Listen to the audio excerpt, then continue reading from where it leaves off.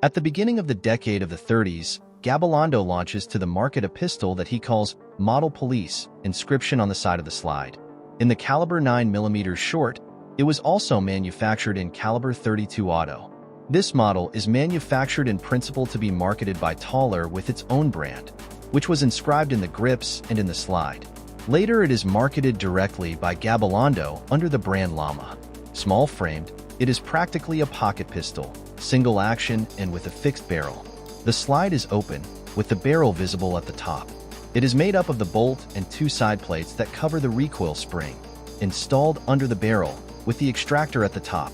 It has a disarming latch on the right side that, when pressed, releases the slide from its hook on the frame when it is taken completely back for this purpose.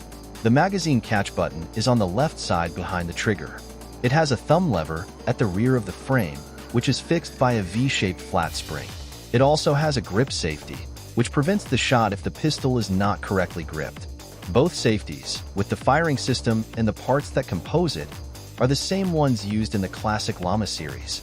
This Policía model was also the first model that Gabilondo made for the Tauler brand, from Cristóbal Tauler Alós, a well-known Olympic marksman and international medalist, Inspector General of Police and Professor of Weapons at the Madrid Academy Police.